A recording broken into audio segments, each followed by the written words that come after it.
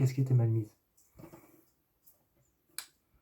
Bon, Thierry, je vais parler un peu de ce que j'ai vu avec Pretty Little Liars.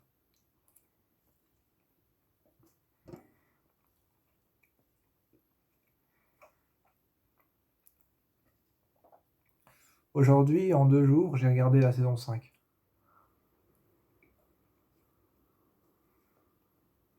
Ce soir, je regarde Pretty Little Liars.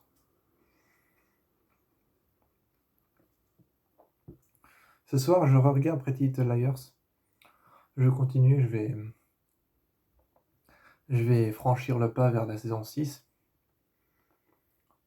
J'avoue que c'est pas ma préférée. Ma préférée, c'est la 4 et la 3. Dans la saison 5, j'ai beaucoup aimé le premier et le deuxième épisode. J'ai beaucoup aimé les allusions à New York, tout ce qui tournait autour de New York potentiellement. Par contre, il y a des personnages que j'ai moins aimés, comme Andrew Campbell. Comme Andrew Campbell, lui, je n'aime pas parce qu'il suit Arya partout. J'aime bien le passage de hacking. J'aime bien le passage de hacking avec Caleb et avec la police. J'adore le dernier épisode, le 25, quand elles vont dans la maison de poupée. Tous les épisodes où il y avait Anna et Allison qui étaient en prison, le procès, tout ça, c'est vraiment ce que j'ai préféré. Hum.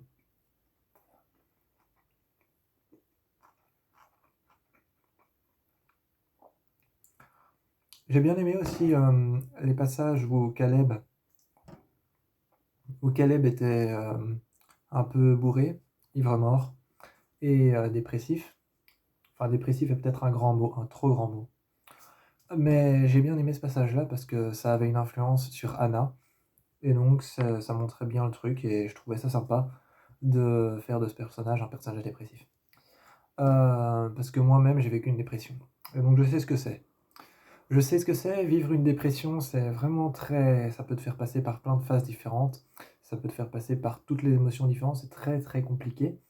Alors, voir l'un de mes personnages préférés, l'un de mes personnages préférés masculins, donc Caleb, voir Caleb, l'un de mes personnages préférés, voire même mon personnage préféré masculin, dans une dépression, ça me rapproche même un peu plus de lui parce que moi j'ai fait une dépression. J'ai fait une dépression qui est passée par 3 phases différentes et le voir lui, ce personnage-là, un personnage que j'aime beaucoup, c'est un peu mon idole dans la série, c'est un peu pas mon idole, mais je l'aime bien, j'aime bien sa manière d'être, j'aime bien son tempérament, j'aime bien la manière, dont il est avec Anna et sa relation. Parce que j'avoue que mon couple préféré après Spencer et Toby, c'est Caleb et Anna. Donc voilà, ça c'est un peu pour le topo de la journée avec Pretty Little Liars. Et pour ce qui est du film Smile, bah, ça ne change pas, c'est un film vraiment très très... C'est vraiment pour le film Smile, ça change pas, c'est un film très perturbant. C'est un film très... pas perturbant, mais il te met en angoisse. Il te met en angoisse, il te perturbe, il te met en angoisse et il te fait pas divaguer, mais il te donne l'impression que c'est réel sans être réel. Il te donne l'impression que c'est réel sans être réel, il te donne l'impression que c'est abusé sans être abusé, il te donne l'impression que c'est too much sans être too much. Donc le film Smile, je le conseille vraiment à tout le monde, tous ceux qui aiment vraiment ce qui est gratuit, tous ceux qui aiment vraiment tout ce qui est gratuit, tout ce qui est brut, tout ce qui est brutal, tout ce qui est brut, tout ce qui est pas nécessairement... Ceux qui aiment beaucoup aussi les films d'horreur avec les morts sans le sang, regardez Smile. Parce que les morts sans le sang, en fait, c'est encore plus mystérieux. Et Smile fait partie de ces films qui n'utilisent pas le sang dans la mort. Donc c'est encore plus mystérieux et encore plus perturbant parce qu'en plus la nature de cette chose dans Smile n'est pas décrite comme un esprit, comme un démon, comme un être démoniaque ou alors comme une apparence surnaturelle. C'est juste décrit comme quelque chose qui la suit, quelque chose de mystérieux. C'est un peu comme dans le film It Follows. C'est un peu comme dans le film It Follows, on ne sait pas ce que c'est. Donc voilà, je conseille le film Smile. Invisible Man, donc The Invisible Man, l'homme invisible. The Invisible Man, c'est un film que je conseille aussi. C'est un très bon film c'est un très bon film, Invisible Man, parce qu'il en a fait plein d'autres depuis sa sortie. Depuis sa sortie, Invisible Man en a fait plein d'autres, comme par exemple Black Phone, comme par exemple Megan, comme par exemple un film qui s'appelle Lie, ou Apparence trompeuse. Apparence trompeuse en français, ou alors Lie en anglais.